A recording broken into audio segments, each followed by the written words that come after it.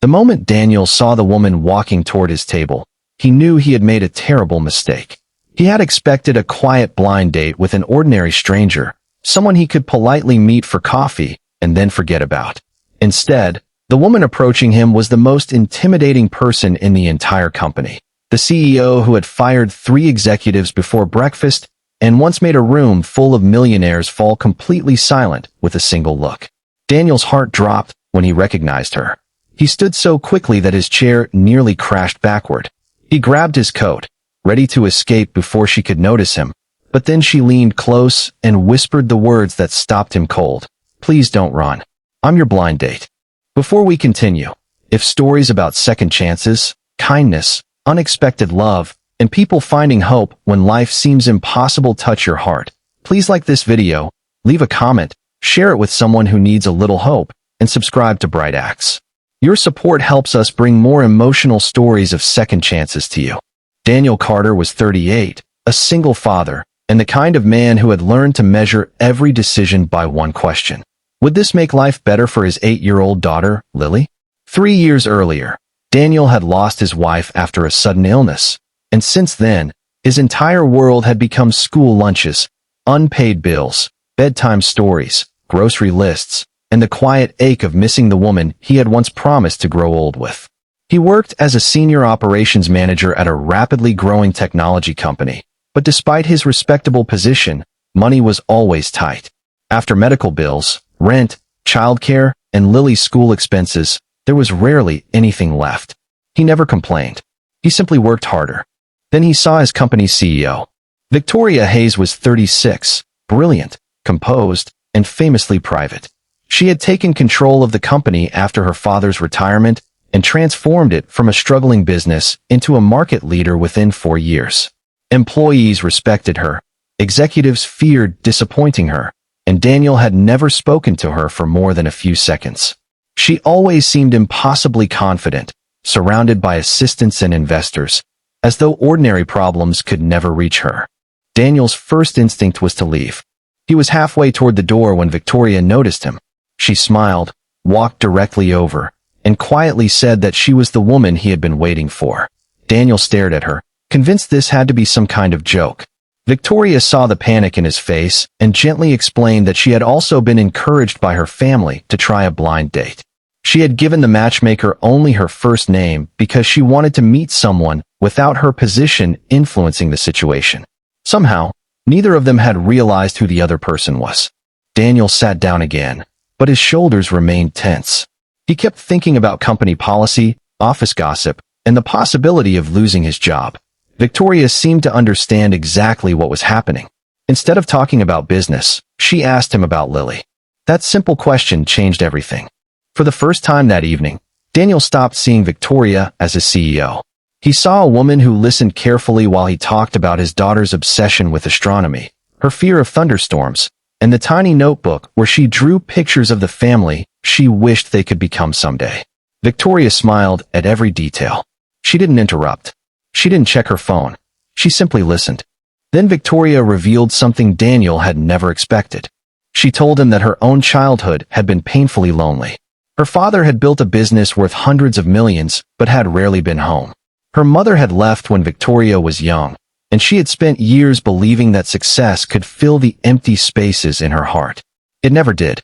She had money, influence, and a beautiful apartment overlooking the city, but most nights she ate dinner alone. Daniel looked at her differently. The date ended without either of them making promises. Victoria insisted that nothing would change at work because of what had happened. Daniel agreed. But the next morning, something unexpected happened. Lily became sick at school, and Daniel had to leave the office immediately. He worried that his absence would damage his position, especially because an important project was approaching its deadline. When Daniel arrived at Lily's school, he found Victoria already there. She had been visiting the school for a business partnership when she learned that Lily was unwell. Rather than send an assistant, she had stayed beside the frightened little girl until Daniel arrived. Lily, who usually took a long time to trust strangers, was holding Victoria's hand. Daniel was speechless.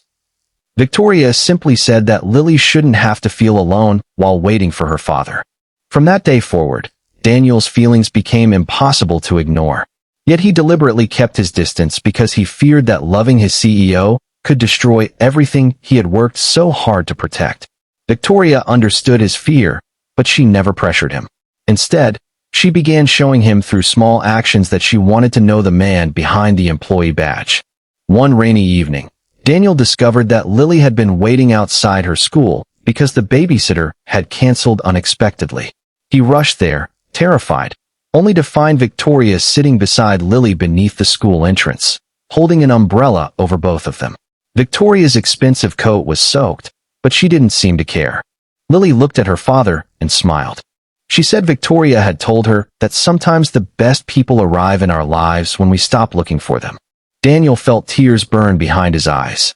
That night, he finally told Victoria the truth. He was afraid, not of her power, but of losing her. He had already lost one person he loved, and he didn't know if his heart could survive another goodbye. Victoria took his hand and told him that she wasn't asking him to forget the past. She only wanted the chance to build something honest in the present. But happiness was still not guaranteed. When rumors spread around the company that the CEO was dating an employee, the board demanded that Victoria end the relationship. Daniel was accused of using his position to gain influence. He was even offered money to resign quietly. Daniel refused. Not because he wanted to keep his job, but because he refused to let anyone believe his love for Victoria had ever been about money. Victoria stood before the board and made an announcement that shocked everyone. She would remove Daniel from reporting directly to her and establish an independent management structure, ensuring that his career would never depend on their relationship. Then she told the board that a person's worth should never be measured by their title, salary, or social status. Daniel realized that the woman he had once tried to escape was now fighting to protect his dignity. Months later, Daniel and Victoria stood together at Lily's school graduation ceremony. Lily held both their hands, beaming as cameras flashed around them. Daniel looked at Victoria and remembered the night he had nearly walked out of the restaurant. If he had escaped that evening, he would never have discovered the woman behind the powerful title. He would never have known the lonely child hidden behind the confident CEO. And Lily would never have gained someone who loved her not as a responsibility, but as family.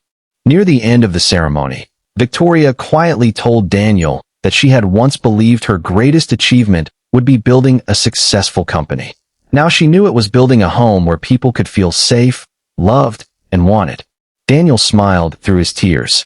He finally understood that sometimes life doesn't give you what you expect. Sometimes it gives you something far more meaningful. If this story touched your heart, please take a moment to like the video, share it with someone who believes they are too broken for a second chance, and subscribe to Bright Acts. Your support allows these stories of hope and kindness to reach more people. And before we end, comment, "I believe in second chances," if you believe that love can find us even when we are running away from it. Daniel had walked into that restaurant determined to escape his CEO. He walked out having found the woman who would become his greatest second chance, and the person who helped him realize that after losing everything, it was still possible to build a beautiful new beginning.